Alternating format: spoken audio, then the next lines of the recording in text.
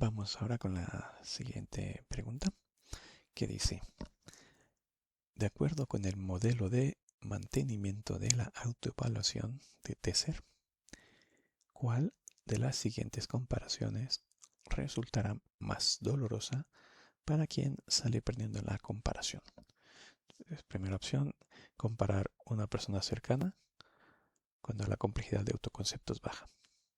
Segunda opción, comparación con persona cercana que afecta una dimensión relevante para el autoconcepto. Tercera opción, comparación con persona poco cercana cuando complejidad del autoconcepto es baja. Entonces, la respuesta correcta para esta pregunta es la segunda. Si vemos el modelo de mantenimiento de autoevaluación de Tesser, la comparación más dolorosa para quien sale perdiendo en la comparación es comparar con una persona cercana y que también afecte a una dimensión relevante del autoconcepto. Entonces vemos el texto del documento, vemos que dice una comparación negativa con una persona cercana, el otro es mejor que yo, nos resultará amenazante si la dimensión de comparación es importante para nosotros, pero podrá ser una fuente de orgullo o alegría si la dimensión es irrelevante. El ejemplo, por eso la correcta es la segunda, ¿no? El ejemplo ese de Rafa Nadal y William y Vanessa y Serena Williams. Siguiente pregunta.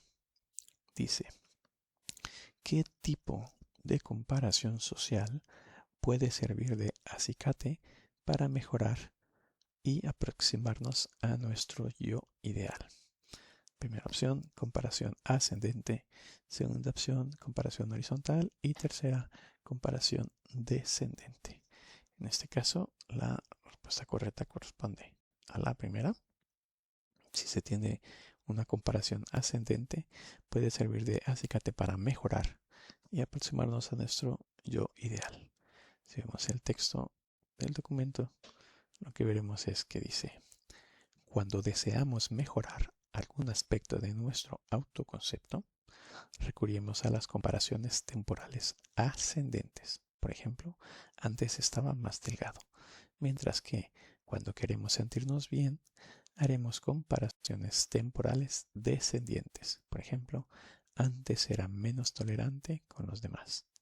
Entonces, queremos mejorar algo de nosotros, compararemos con algo que estaba, yo antes estaba mejor, ¿no? Es una ascendente.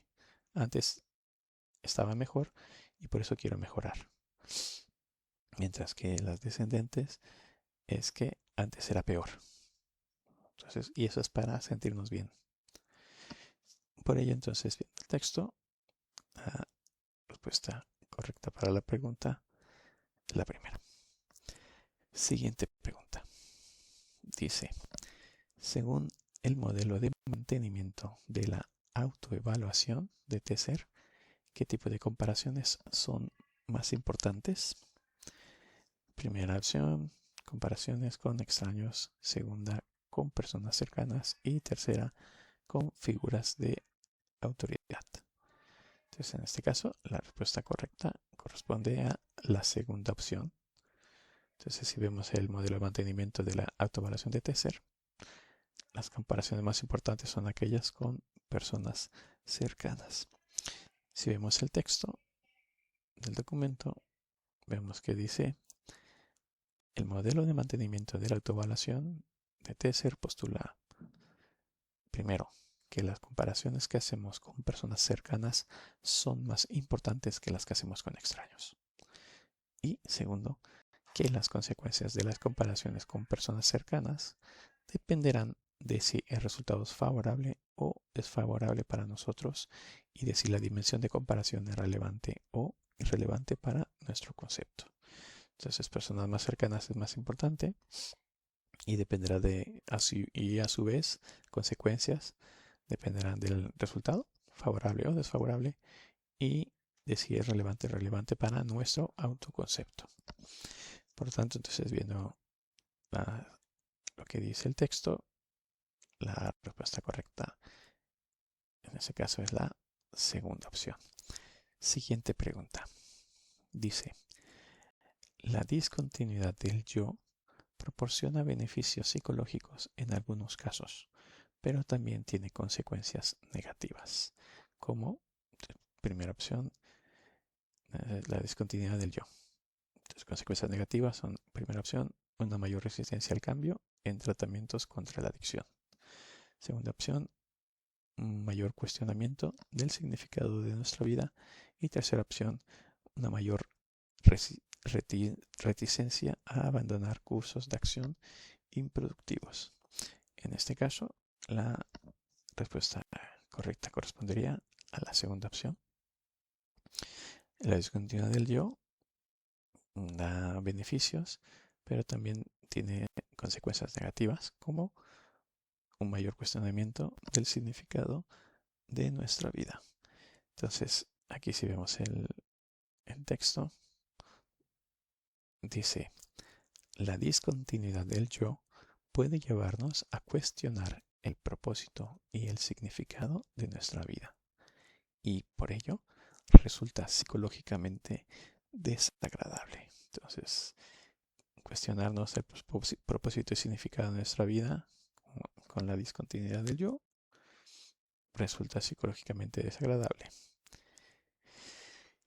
Y viendo el texto, la respuesta correcta es la segunda. Siguiente pregunta. Dice, ¿qué revela la investigación sobre la hipótesis de que nos vemos tal y como nos ven los demás? Entonces, primera opción, no ha llegado a ninguna conclusión al respecto, ¿no? Esa investigación de si nos vemos tal y como nos ven los demás. Segunda opción, confirma que nos vemos exactamente como nos ven los demás.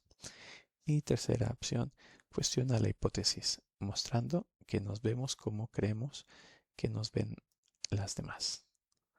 En este caso, la opción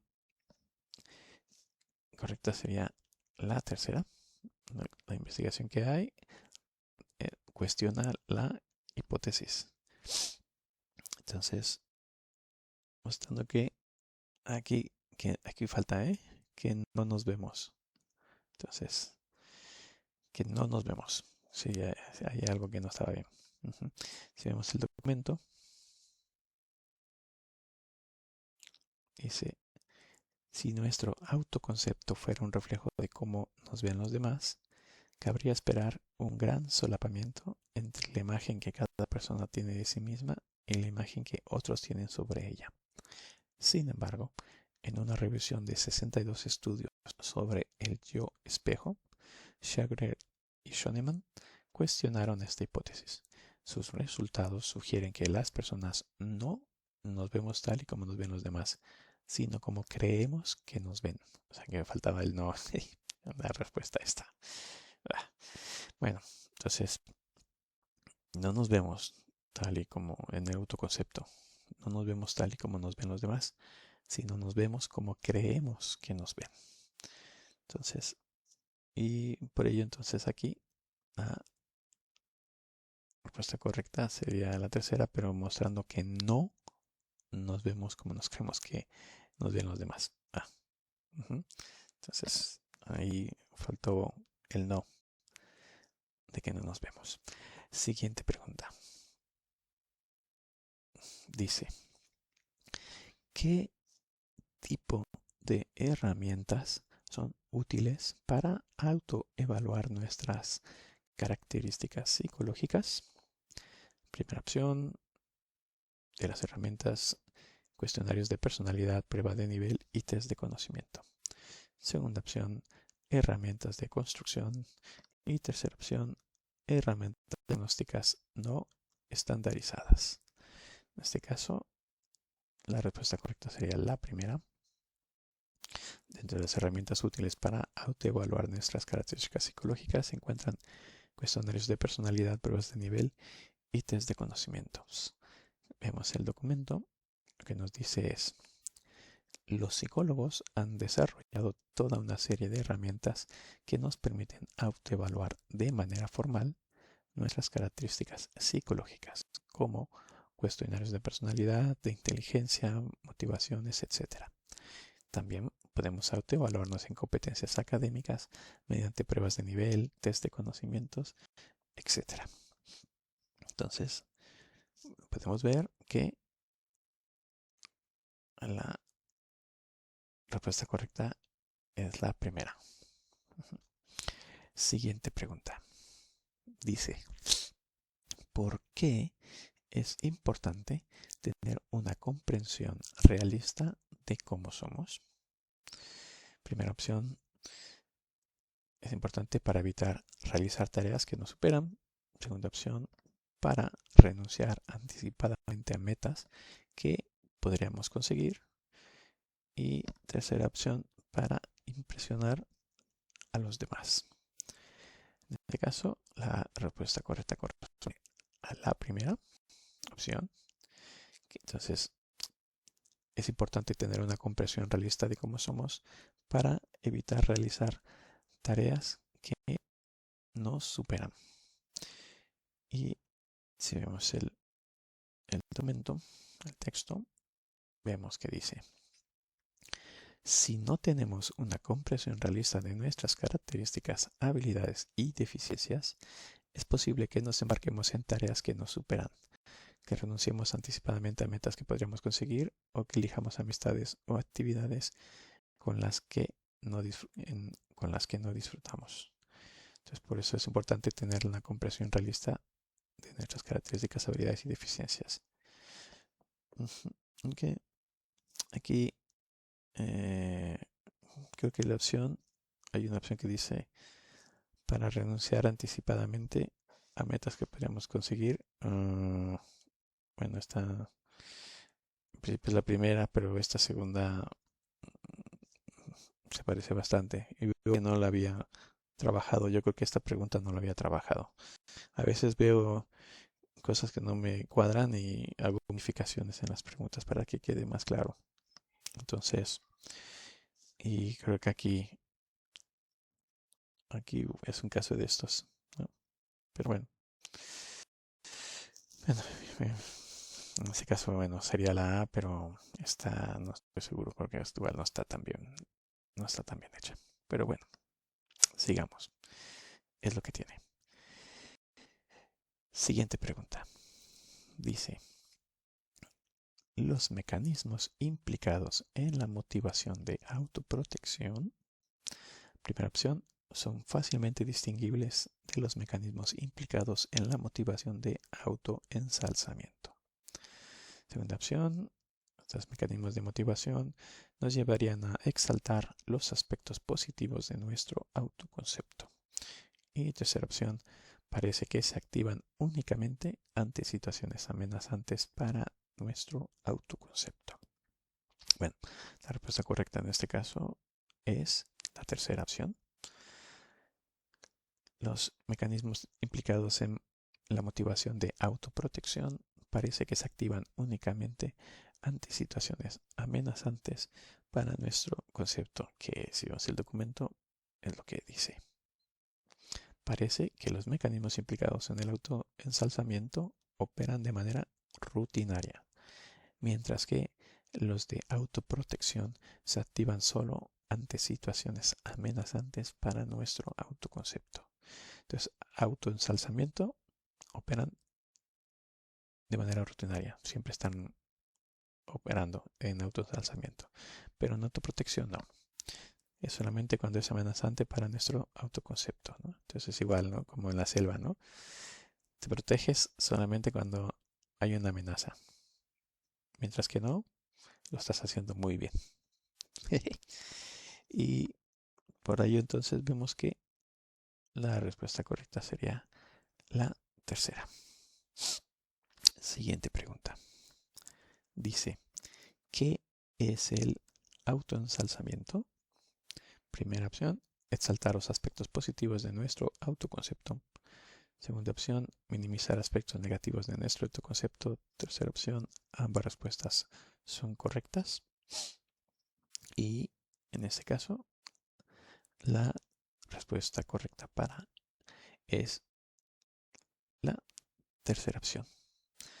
Ambas respuestas son correctas. El autoensalzamiento es para exaltar aspectos positivos y para minimizar aspectos negativos de nuestro autoconcepto. Vemos qué dice el documento y podemos ver qué dice.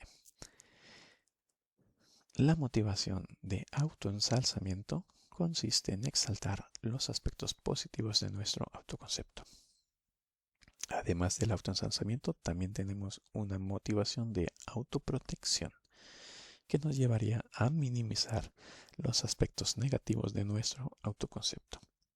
Aunque en ocasiones se consideran el autoensalzamiento y la autoprotección como dos extremos de una única dimensión, la evidencia empírica aconseja tratarlos como dos motivos diferentes. Entonces, por ello, se ve que aparecen ambos, ¿no? Exalta aspectos positivos, el autoensalzamiento del autoconcepto, y aquí, no, mentira, esto no. Pues aquí no me la miré bien. En autoprotección es minimizar aspectos negativos y autoensalzamiento, exaltar aspectos positivos. Entonces aquí en realidad es esta. En realidad es la primera opción. Exalta los aspectos positivos. Esto está equivocado.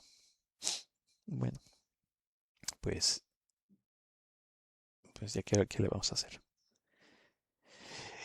Seguimos entonces con siguiente pregunta.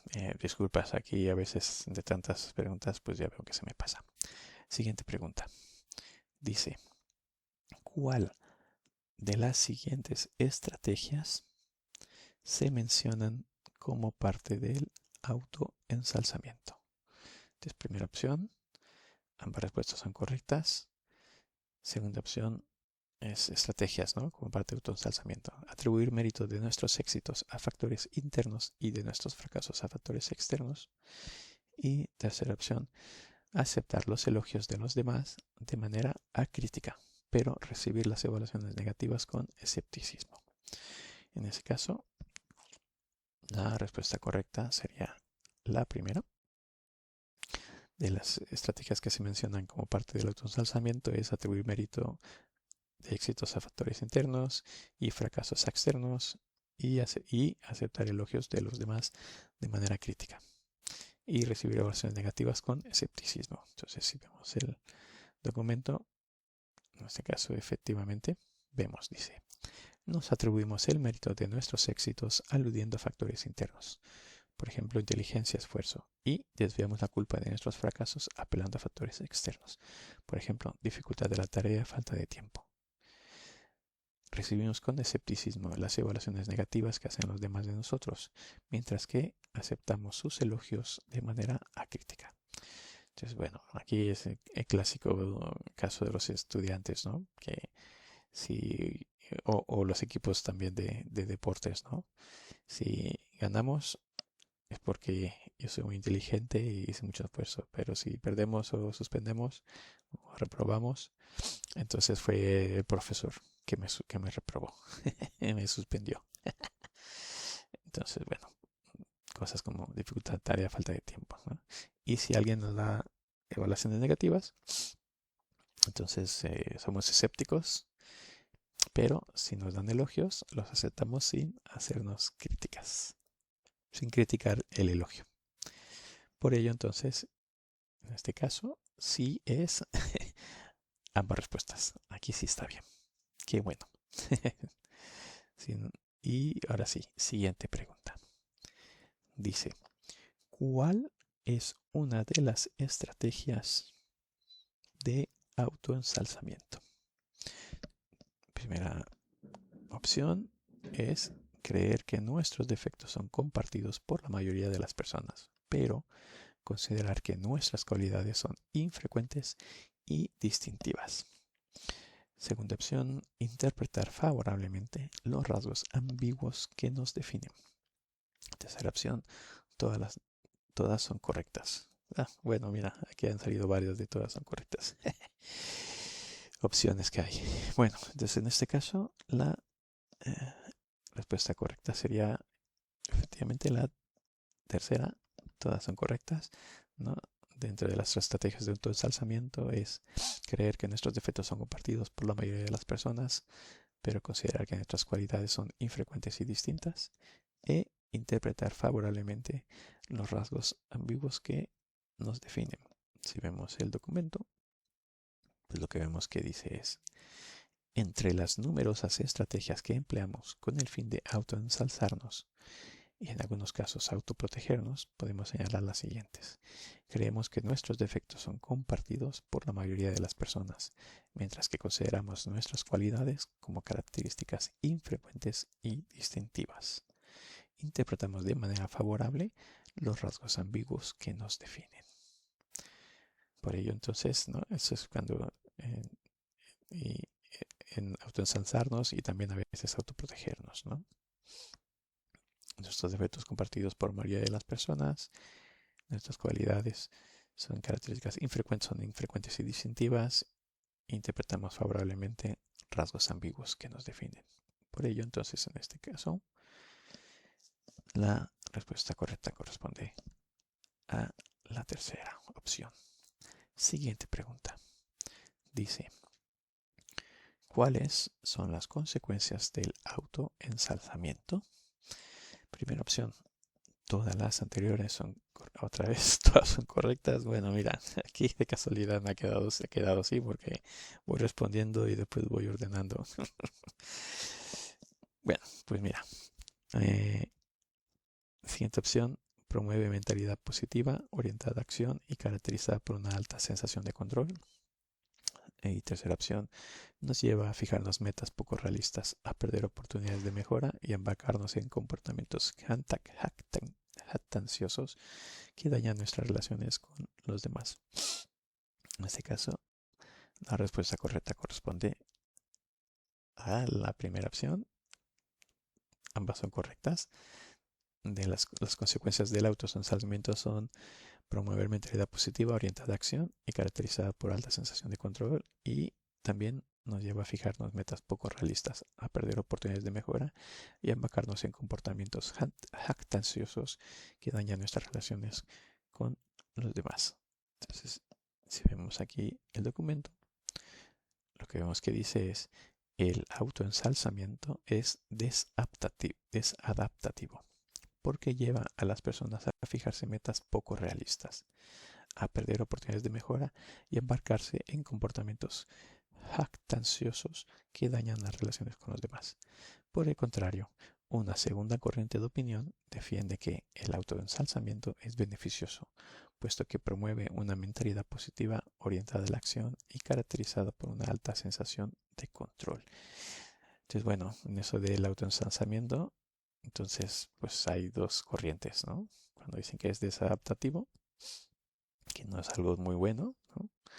Hace que se hagan metas poco realistas, que se pierdan oportunidades de mejora y nos metamos y se hagan en comportamientos jactanciosos, ¿no? Que al final acaban dañando relaciones. Y otra, que el autoensalzamiento es algo bueno y, y también da una alta sensación de control. Bueno, y nos hace ponernos en acción. Bueno, viendo el texto, la respuesta correcta por eso es la primera. Bien, siguiente pregunta.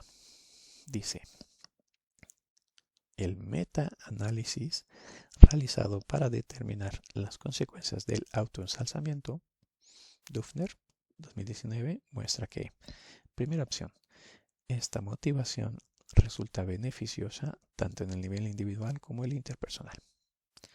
Segunda opción, autoensalzamiento.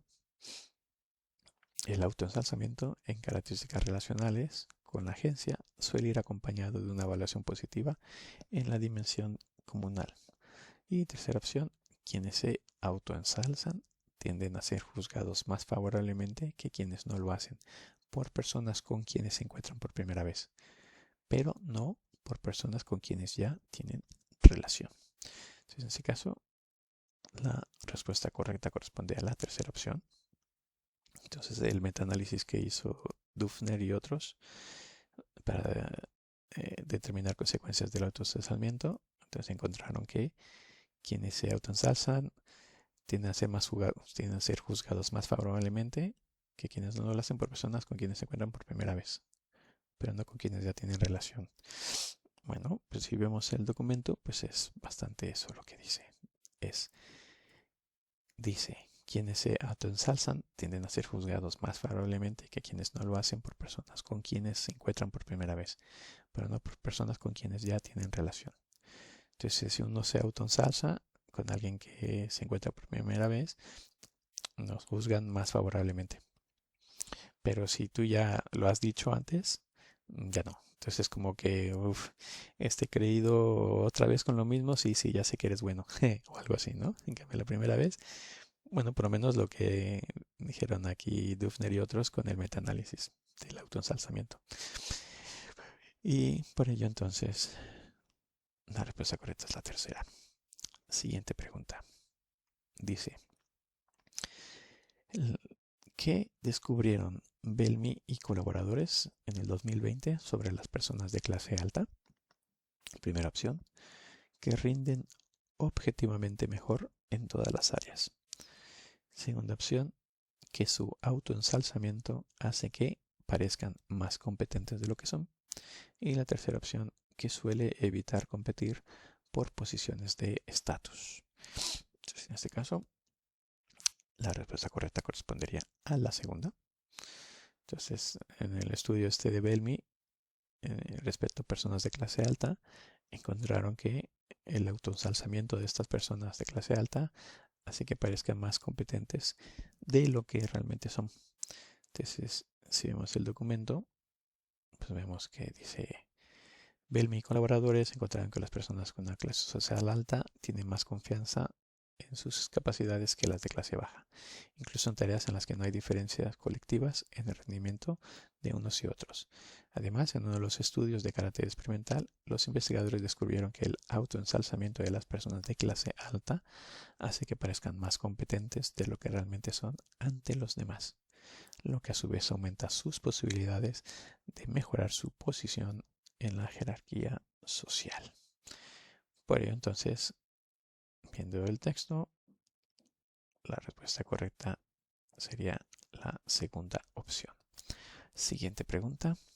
Dice, ¿por qué las personas buscan la validación de su autoconcepto, incluyendo los aspectos negativos, según la teoría de Schwamm?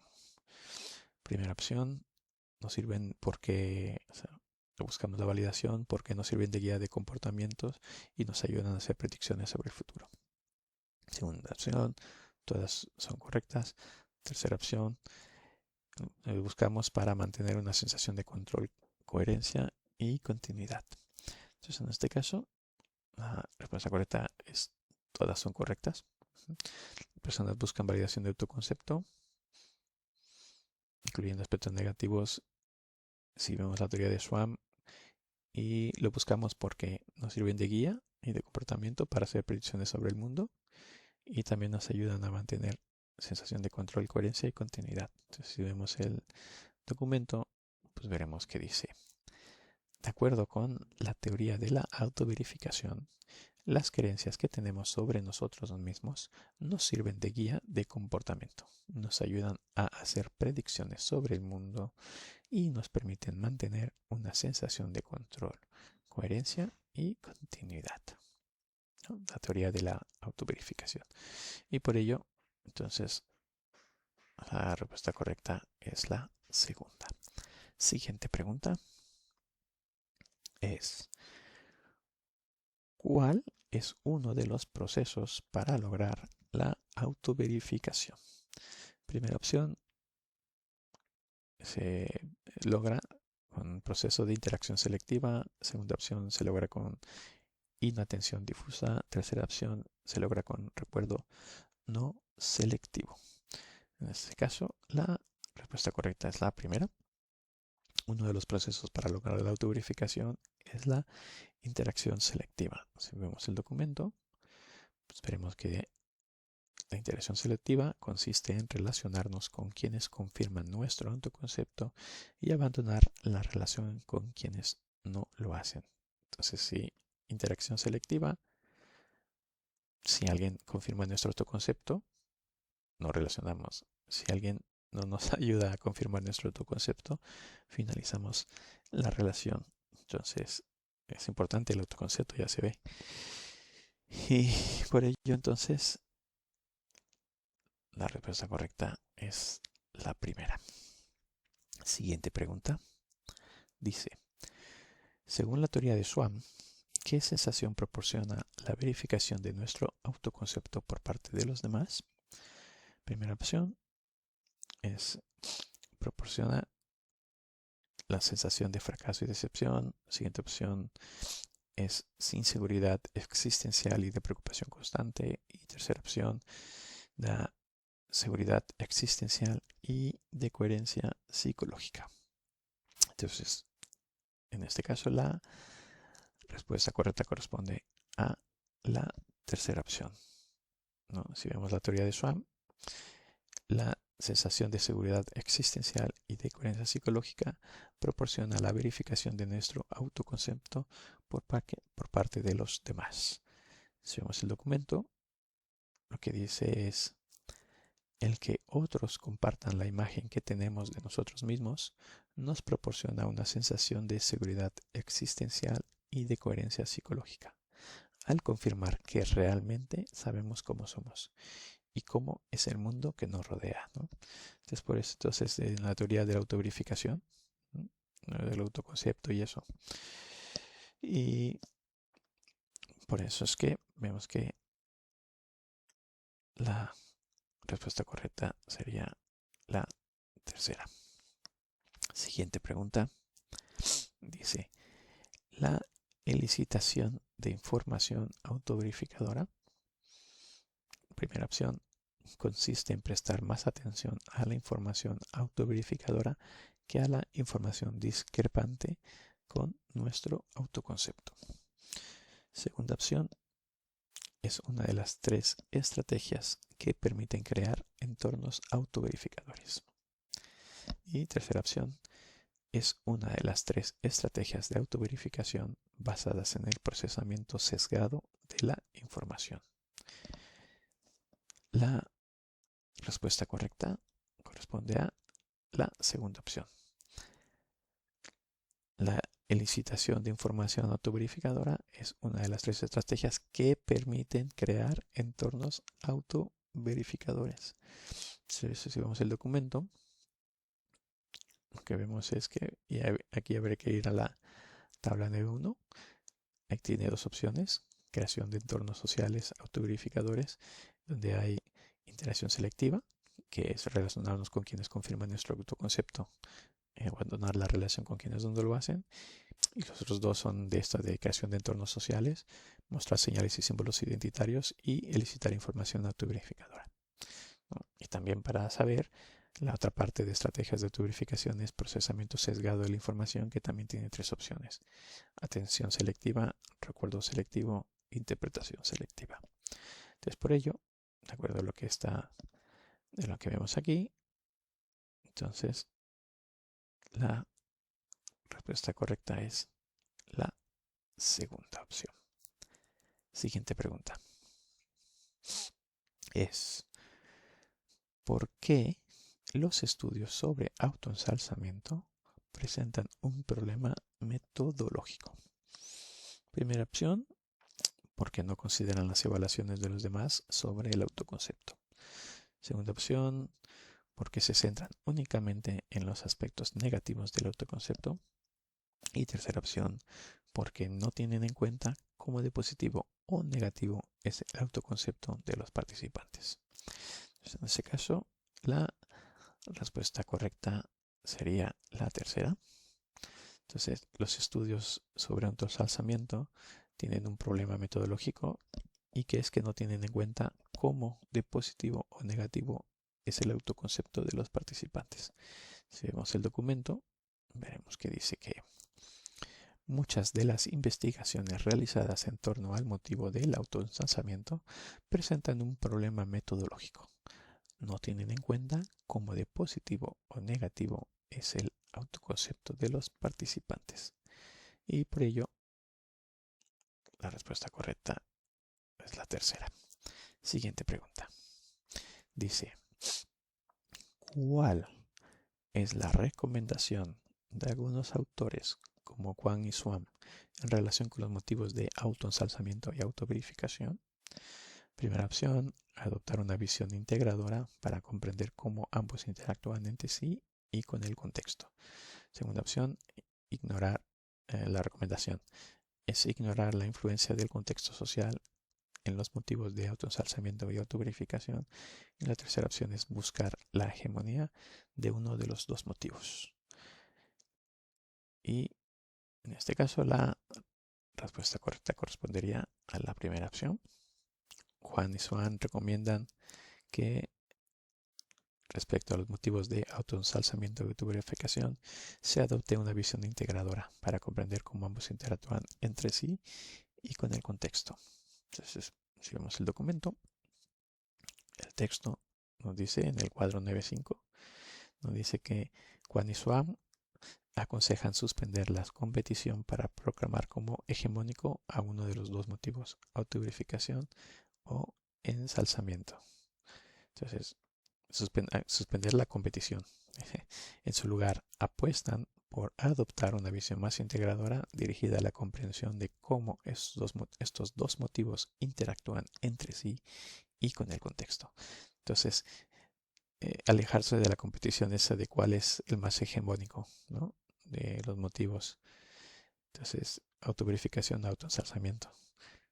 Es integrarlos ambos como a ver cómo interactúan, ¿no? Cada uno tendrá sus cosas y también con el contexto. Entonces, por ello, la respuesta correcta es la primera. Siguiente pregunta. Dice, ¿cuál es la definición de autoestima? Primera opción, la autoestima es la capacidad de adaptarse a los cambios ambientales. Siguiente opción es la autoestima es la evaluación subjetiva que cada uno hace de su valía como persona. Y la tercera opción, la autoestima es la capacidad de alcanzar el éxito en todos los aspectos de la vida. En este caso, la respuesta correcta corresponde a la segunda opción. Autoestima es la evaluación subjetiva que cada uno hace de su valía como persona. Y en el texto, pues vemos qué es eso, ¿no? La autoestima es la evaluación subjetiva que cada cual hace de su valía como persona. Lo dijo Donnellan en el 2011. Y por ello, entonces, la segunda opción es la correcta. Siguiente pregunta. Dice, según la teoría del sociómetro de Lewy, ¿por qué las personas están motivadas para proteger y aumentar su autoestima? Entonces, primera opción, porque la autoestima se relaciona con el éxito académico y laboral. Siguiente opción es porque la autoestima se relaciona con capacidad de liderazgo. Y la tercera opción es porque la autoestima se relaciona con la inclusión en relaciones interpersonales y en grupos. Entonces, la respuesta correcta sería la tercera opción. Entonces, si vemos la teoría de sociómetro de Lewy, entonces las personas están motivadas para proteger y aumentar su autoestima porque ésta se relaciona con la inclusión en relaciones interpersonales y en grupos. Si vemos el texto, lo que veríamos es la teoría del sociómetro ahonda en la influencia que la aceptación social tiene sobre la autoestima. Este autor parte de la evidencia empírica que muestra que las personas están muy motivadas para proteger y aumentar su autoestima, y concluye que esa preocupación se debe a que la autoestima se relaciona con la inclusión en relaciones interpersonales y en grupos. La inclusión social tiene una importancia evolutiva fundamental, puesto que facilita la supervivencia y la reproducción. Entonces, bueno, esta teoría del sociómetro. Entonces, personas muy motivadas para proteger y aumentar autoestima, que también ya se había visto antes, ¿no?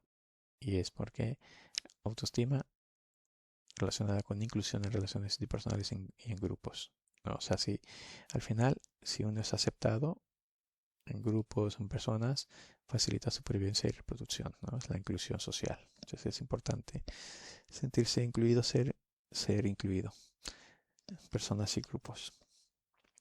Y por ello entonces la respuesta correcta es la tercera.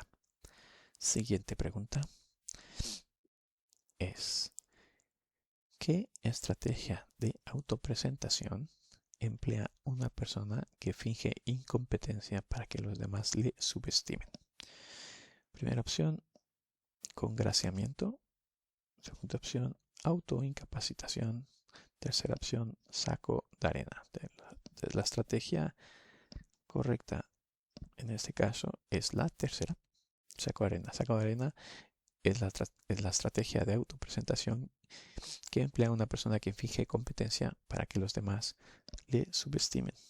Vemos el texto y dice: el saco de arena busca crear en los demás bajas expectativas sobre nuestro desempeño, para lo cual podemos hacer una demostración fingida de incapacidad.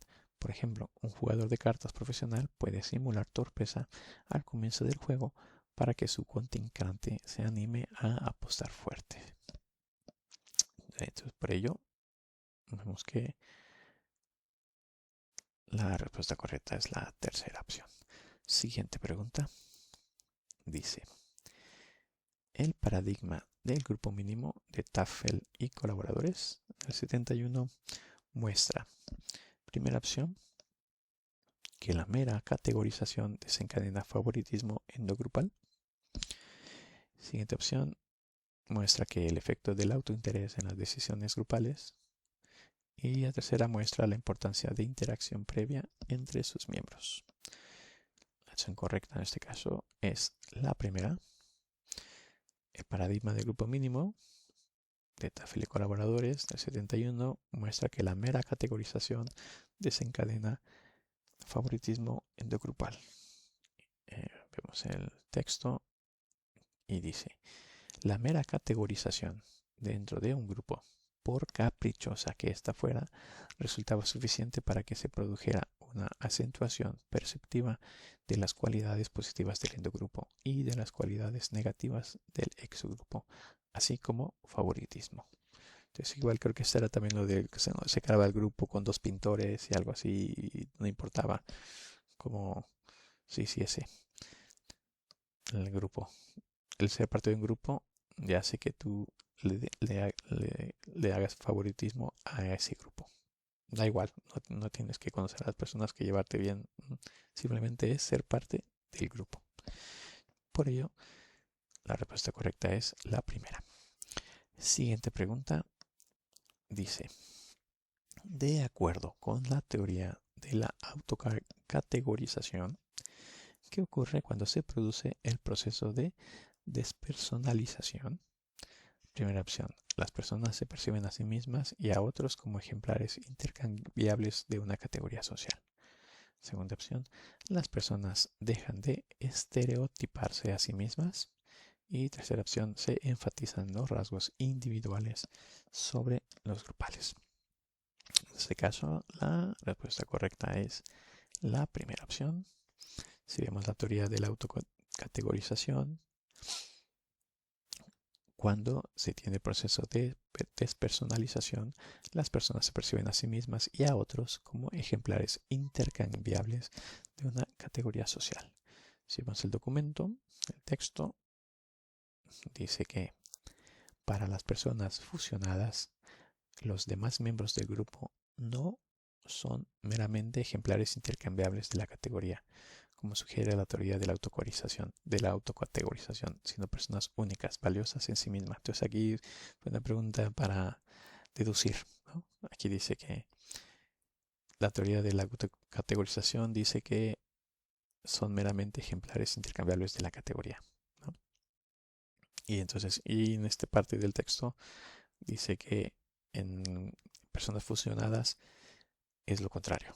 Entonces, autocategorización y personas fusionadas, teoría de autocategorización y de personas fusionadas serían opuestas. Entonces, en personas funcionadas son personas únicas, valiosas en sí mismas. Entonces, bueno, y de acuerdo a lo que está escrito, pues podemos ver que la respuesta correcta sería la primera opción. Y con esto ya hemos finalizado las preguntas para este capítulo y solo queda agradecer el tiempo. Gracias. Esperando que sea de utilidad.